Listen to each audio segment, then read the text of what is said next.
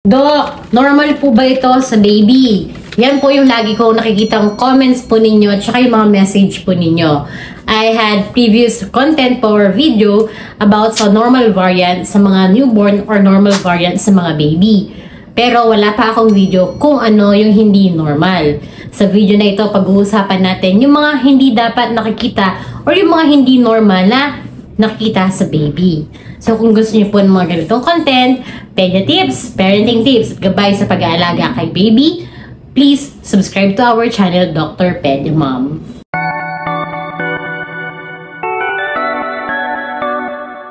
So meron po ako mga listahan dito kung ano yung mga hindi normal kay baby na baka nakikita nyo sa kanila. Number 1, infantile spasm. Magkaiba po ito sa startle reflex or moro reflex. Ang startle reflex para lang siyang nagugulat. Nakita po ito kapag ina-examine po namin ng mga baby, kapag hinahawakan po namin ang kanilang ulo at katawan, at bigla namin siyang inuhulog na nakasuporta pa rin ng isang kamay ha. At pagkatapos nun, bigla siyang magugulat. Kasama doon yung pag-extend ng arm, pabalik, tapos ibabalik po niyang ganyan. Ang tawag doon moro reflex. Pero kapag spasm, jerky movement po yon ng mga galamay ni baby. Usually, lower extremities. Pero sometimes, both extremities ay nag-jerk. So, ito po yung video po natin ng sample ng infantile spasm.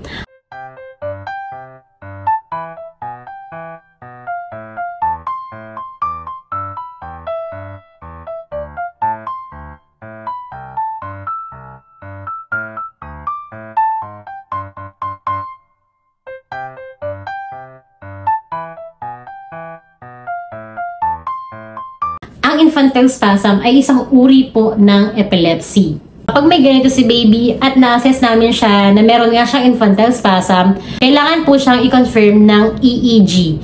At pag meron nga siyang epileptic activity sa kanyang brain, kailangan siyang i-refer sa pedia neuro. Sinasabi na matatanggal din ang infantile spasm, pero kapag napabayaan, pwede po itong mag-progress sa iba't ibang uri ng epilepsy pagtanda ni baby. At baka mag-maintenance po siya. Number 2 na hindi normal kay baby, ang wala namang moro reflex. Nakikita ito kapag newborn hanggang 4 to 6 months. So dapat mga 7 to 8 months wala nang moro reflex. Pero kapag newborn, pag hindi masyado nakikitaan ng moro reflex during well-baby check-up, hindi po okay yun. Absence of moro reflex or yung premature disappearance of moro reflex, like for example, 2 months na si baby, wala siyang moro reflex.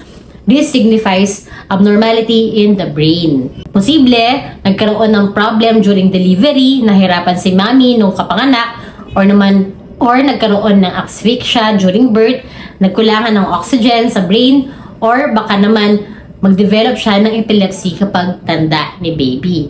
Or baka naman mag-develop siya ng cerebral palsy dahil nga nagkaroon ng kakulangan sa brain during birth. Ang sabi dito, kapag walang moro reflex si baby, posible na meron siyang severe asphyxia during the birthing process, pwedeng intracranial hemorrhage or merong pagdudugo sa ulo. Tapos, infection din. Meningitis, infection sa ulo, pwedeng brain malformation, pwedeng general muscular weakness of any cause, and cerebral palsy of spastic type. Third na hindi normal is yung green yung suka. Kapag green po yung suka, ibig sabihin barado po yung bituka. Merong obstruction. Ang green na suka, bile po kasi yon na nilalabas ng gallbladder. So kapag nakitaan mo na green yung suka ni baby, ang pinaka-unang naiisip po namin kapag newborn yan, baka meron siyang duodenal atresia. Ito po ang duodenal atresia.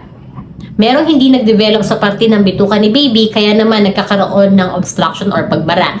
Kapag ganito, opera po ang sagot.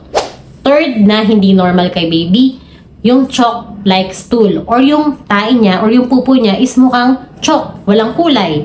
Kapag ganito, ibig sabihin may problem pa din ang gallbladder. Dahil hindi niya nakukulayan yung pupo. Ang nagkukulay po ng pupo, ang dahilan doon is yung bilirubin. Yun yung galing sa red blood cell natin or yung dugo. Posible na may problem sa gallbladder, meron tayong agenesis or hindi nag-develop na gallbladder, or meron tayong problem sa bandang atay. Ang kasamang symptoms ito, possible jaundice or yung paglaki ng tiyan.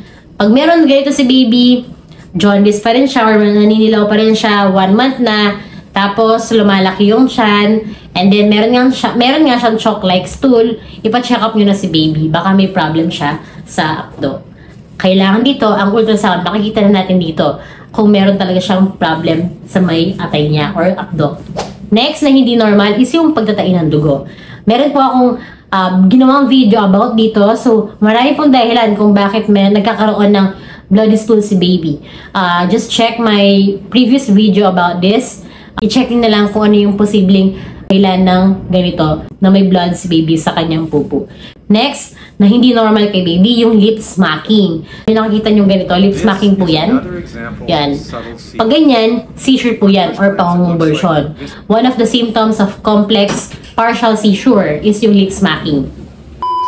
Ang other symptoms naman is yung gagging, minsan crying. Pero hindi ko na siya masyadong i-mention kasi baka ma-overwhelm po kayo sa symptoms. Pero ang lip smacking, hindi po normal yan.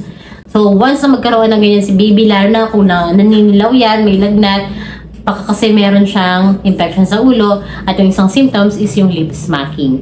Lalo na ang paninilaw. Baka naman kasi meron na siyang tinatawag na kernicterus. Ang paninilaw niya or yung bilirubi na tinatawag is umakyat na sa ulo. Ang isang symptoms doon is seizure na nag-manifest as lip smacking. Last is yung pangitim or yung cyanosis. Minsan, circumoral cyanosis lang. Yung pangitim sa labi.